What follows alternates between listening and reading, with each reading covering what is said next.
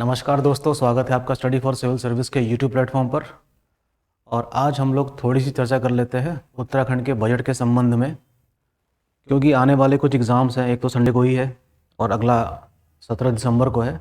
तो हो सकता है कि कुछ जो ऐसी घोषणाएं जो इस साल के बजट में की गई हों, वहाँ से भी 1 से 2 क्वेश्चन बनने की संभावना हमेशा रहती है। तो इस बात से तो आप भली भांति परिचित होंगे कि बजट जो है वो एक बहुत ही इम्पोर्टेंट कंपोनेंट है हमारे संविधान में। तो एक तो होता है केंद्र सरकार का बजट, जिसको हम कहते हैं यूनियन बजट, ठीक, जिसको हर साल वित्त मंत्री प्रस्तुत करते हैं लोकसभा में। तो जो यूनियन बजट है उसी की तर्ज पर स्टेट का भी अपना एक बजट होता है जो हर साल प्रस्तुत किया जाता है। या तो अगर राज्य के वित्त मंत्री मौजूदा वर्तमान में हैं तो वो करते हैं, नहीं तो मुख्यमंत्री भी कर देते हैं इसको, ठीक है। तो इस बजट का उल्लेख, जिसको हम एनुअल फाइनेंशियल स्टेटमेंट कहते हैं, है ना, वार्षिक वित्तीय लेखा जोखा, एनुअल फाइनेंशियल स्टेटमेंट, तो इसको तो तुम जानोगे कि आर्टिकल 112 में है ये। इसमें क्या करो, 90 और जोड़ दो, इसमें 90 जोड़ देते हैं तो हम पहुंच जाएंगे आर्टिकल 202 में। ये आर्टिकल 112 है जो किसके बारे में बता रहा है, यूनियन बजट के बारे में। और इसमें 90 जोड़ दीजिए, ये किसके बारे में बताएगा, स्टेट बजट के बारे में। तो इसको भी एनुअल फाइनेंशियल स्टेटमेंट ही कहा जाता है, ठीक है। क्या कहा जाता है, एनुअल फाइनेंशियल स्टेटमेंट, अर्थात वित्तीय लेखा जोखा, वार्षिक वित्तीय लेखा जोखा। यूनियन गवर्नमेंट के केस में वित्त मंत्री प्रस्तुत करते हैं, इस केस में भी कौन करेंगे, वित्त मंत्री प्रस्तुत करेंगे संबंधित राज्य के। नहीं होने पर मुख्यमंत्री भी इसको प्रस्तुत कर देते हैं, ठीक। तो इसी संबंध में हम देखते हैं कि इस साल उत्तराखंड के जो बजट में, जिसका 2023-24 का जो ड्यूरेशन है, उसमें क्या क्या नई घोषणाएं करी गई हैं और ब्रीफ में उसको समझने का प्रयास करते हैं, ठीक। तो देख लेते हैं। तो उत्तराखंड के बजट में जो मुख्य हाइलाइट्स हैं उस पर हमारी चर्चा रहेगी आज। देखिए, तो ये बजट प्रस्तुत किया गया है 15 मार्च 2023 को, और इसको प्रस्तुत किया है उत्तराखंड के वित्त मंत्री प्रेमचंद्र अग्रवाल ने। किसने प्रस्तुत किया है, प्रेमचंद्र अग्रवाल ने इसको प्रस्तुत किया, देख लीजिए, ठीक है। और प्रस्तुत किए गए बजट के प्रमुख अंश निम्नलिखित हैं। देखिए, कितने का बजट प्रस्तुत किया गया है, 7,407.8 करोड़ रुपए का, ठीक। एग्जाम में क्वेश्चन यहाँ से आ सकता है कि इस बार की कुल राजस्व प्राप्तियां, जिसको हम कहते हैं रिवेन्यू रिसीट, वो कितनी है। क्या कहते हैं इसको, रिवेन्यू रिसीट कितनी है का अनुमान लगाया गया है, 76,592 करोड़ रुपए का। राजकोषीय घाटे का भी अनुमान लगाया जाता है, केंद्र के बजट में भी और राज्य के भी बजट में। ये फिस्कल पॉलिसी कहलाती है, या उस पर होने वाले घाटे को हम कहते हैं फिस्कल डेफिसिट। इसको समझेंगे अलग से कि ये सारे जितने भी टर्म्स हैं इकोनॉमी में, ये बड़े ही इंपॉर्टेंट हैं एग्जामिनेशन पॉइंट ऑफ व्यू के लिए। और काफ़ी क्वेश्चंस यहाँ से भी आ जाते हैं कि fiscal deficit, monetary deficit, primary deficit क्या क्या है, ठीक। तो 9,046 करोड़ रुपए का राजकोषीय घाटा होने का अनुमान लगाया गया है, ठीक है। ये बात जान लीजिए, इतने का अनुमान लगाया गया है इस बार के पूरे वार्षिक जो वित्तीय वर्ष है उसके अंतर्गत।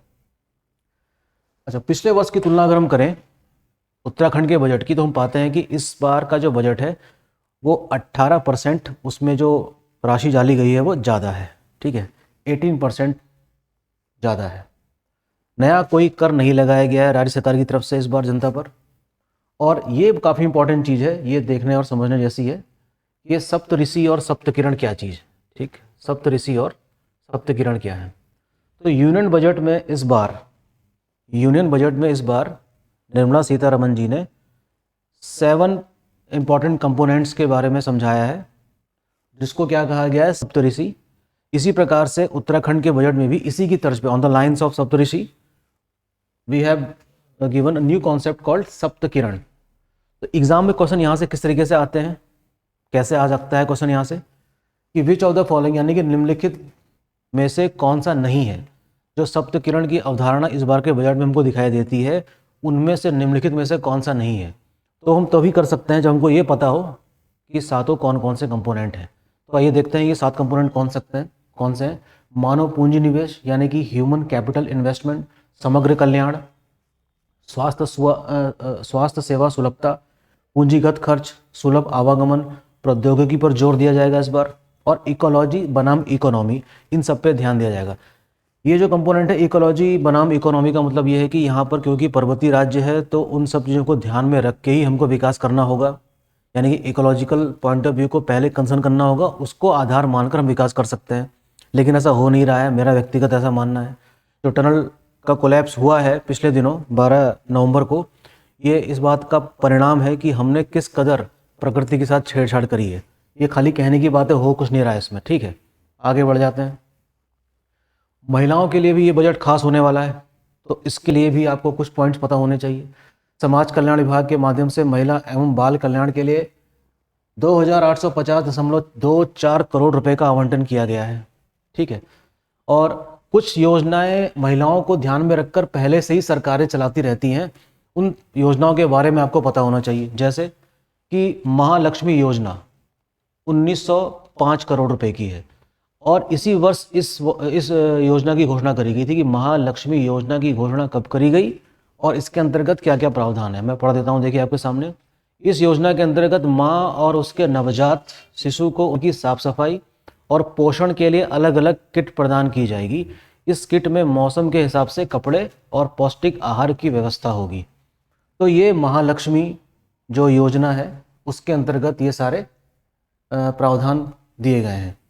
250 करोड़ रुपए का निराश्रित विधवा पेंशन के लिए दिया गया। ये सारा काम किसको सौंपा जाएगा? समाज कल्याण विभाग को, है ना।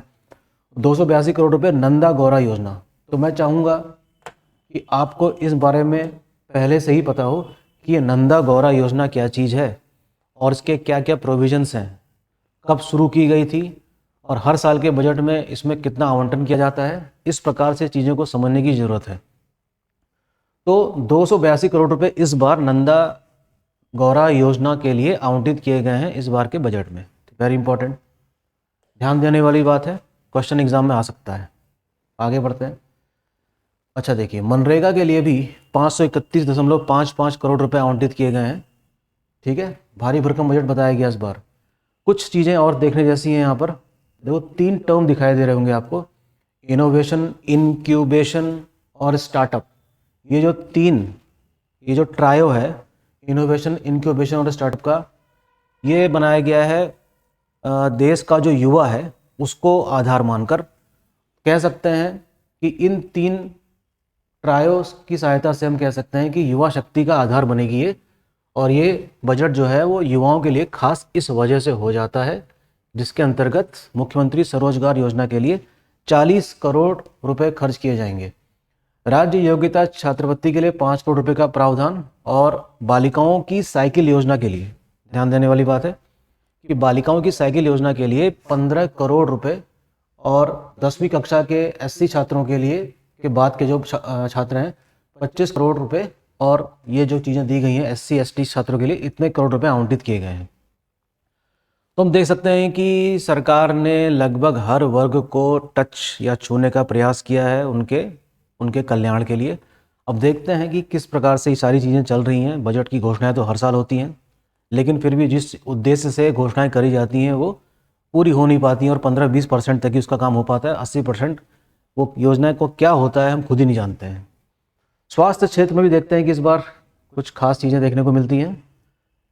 4217.87 करोड़ रुपए आवंटित किए गए हैं स्वास्थ्य विभाग के लिए, जिसमें मेडिकल कॉलेजेस और नर्सिंग कॉलेजेस के लिए भी नए इंफ्रास्ट्रक्चर को खड़ा करने के लिए 400 करोड़ रुपए अलॉट किए गए हैं। अटल आयुष्मान योजना के बारे में मैं चाहूँगा कि आप लोग खुद अपने स्तर से पढ़ें कि कब शुरू की गई थी, अटल इनोवेशन क्या है, अटल आयुष्मान क्या है ना।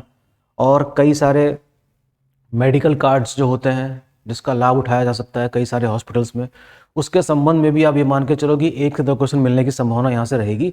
तो प्लीज़ हो सके तो इन सब चीज़ों के बारे में भी आप अपने स्तर से पढ़िए, ठीक है। ये जो मैं सेशन ले रहा हूँ ये सिर्फ सांकेतिक है, ठीक है, इसका पर्पज़ ये है कि आपका अटेंशन डाइवर्ट करना कि हाँ भैया इसको भी पढ़ लेना। ठीक, ग्राम विकास योजना, इस बार के बजट में ग्रामीण क्षेत्रों के विकास में भी पर्याप्त ध्यान दिया जाएगा, ऐसा धामी सरकार ने कहा है। इसके लिए एक महायोजना लेकर आए हैं। 5 करोड़ रुपए का प्रावधान किया गया है। 25 करोड़ रुपए पलायन रोकथाम के लिए किए जा रहे हैं, क्योंकि आप जानते ही हैं कि उत्तराखंड में जो युवा है वर्ग, उसको खास नौकरियां तो अवेलेबल है नहीं यहाँ पर, तो उसको बड़े शहरों में जाना पड़ता है, दिल्ली, बॉम्बे, लखनऊ, किसी तरीके से रोजगार प्राप्त करने के लिए। तो उनका पलायन न हो, उसकी रोकथाम के लिए 25 करोड़ रुपए आवंटित किए गए हैं। और देखते हैं कि इस 25 करोड़ रुपए में वो कैसे रोक सकते हैं युवाओं को जाने से। तो तभी रोका जा सकता है कि जब वहाँ पर अपॉर्चुनिटीज़ क्रिएट की जाएंगी। किस चीज़ की अपॉर्चुनिटी क्रिएट कर सकती हैं? To create the job. Local level पर ही जॉब क्रिएट कर सकती हैं। 10 से 12 हज़ार या 5 से 10 हज़ार के बीच में भी अगर गांव में रहने वाले लोगों को मिलने शुरू हो जाएं, हर परिवार के लोगों को, तो क्यों जाएगा बाहर? तो सफलतापूर्वक इस चीज़ को करना चाहिए सरकार को। 20 करोड़ रुपए मुख्यमंत्री सीमांत क्षेत्र विकास योजना के लिए आवंटित किए गए हैं। देखिए, ये सारे पॉइंट्स आपको पता होने चाहिए, एग्जाम है परसों, है ना।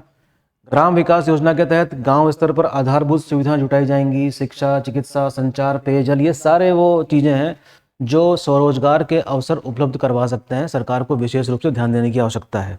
फिलहाल कमिटमेंट तो दिख रहा है हमको इस बजट में, लेकिन देखते हैं कि धरातल पर, जमीनी स्तर पर ये सारी चीज़ें कितनी हुई होंगी। ठीक है, ये तो अगले साल पता चलेगा हमें। मेरी गांव मेरी सड़क योजना, आप पता लगाइएगा कि ये योजना कब शुरू करी गई। मेरी गांव मेरी सड़क योजना के लिए 7 करोड़ रुपए आवंटित किए गए हैं। और ग्रामीण व्यवसाय इनक्यूबेटर के लिए 10 करोड़ रुपए का प्रावधान किया गया है। Very important. मुख्यमंत्री महिला स्वयं सहायता समूह सशक्तिकरण योजना के लिए भी कुछ चीज़ें करी गई होंगी इस बार, और इसमें 5 करोड़ रुपए का प्रावधान किया गया है। दीनदयाल उपाध्याय ग्रामीण कौशल योजना, जाहिर सी बात है कि ये योजना पहले से ही चल रही होगी, है ना। इन सब योजनाओं को जरा ध्यान से सुनिएगा, पढ़िएगा, और थोड़ी देर के लिए मैं यहाँ से हट जाता हूँ। आपको तब बात समझ में आएगी कि इसको जरा पॉज करके देखिएगा कि इसमें सारी चीज़ें क्या लिखी हुई हैं।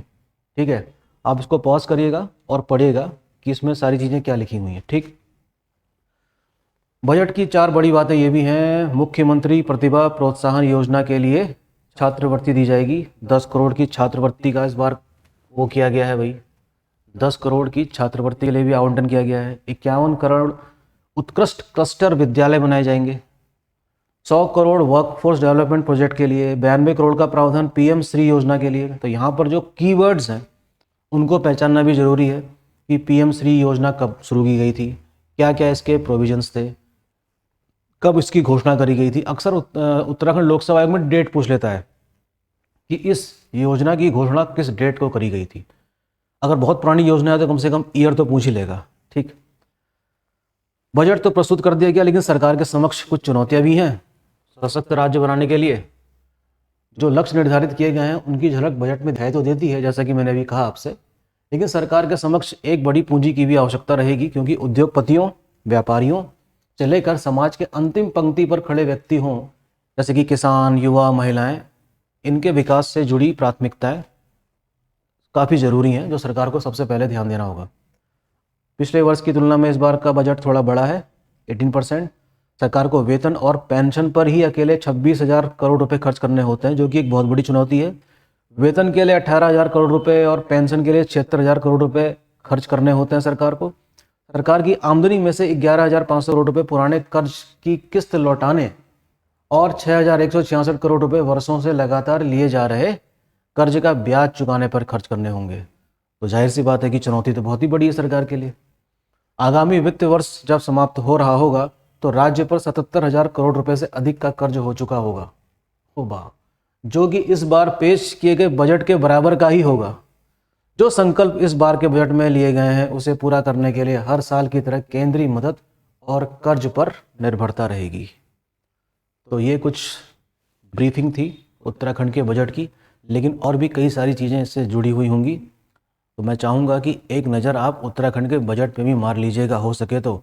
हो सकता है कि जो घोषणाएं करी गई हैं इन्हीं में से कोई क्वेश्चन मिल जाए। इन सब चीज़ों को पढ़ने में अधिक से अधिक कितना समय लगेगा बताइए? इसमें अधिक से अधिक लगेगा आधा घंटा।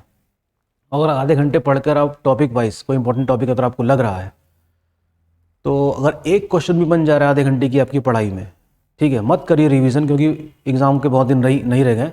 तो आपके सामने जब ऑप्शंस आएंगे तो 100% क्लिक कर जाएगा और आपका क्वेश्चन ठीक हो सकता है।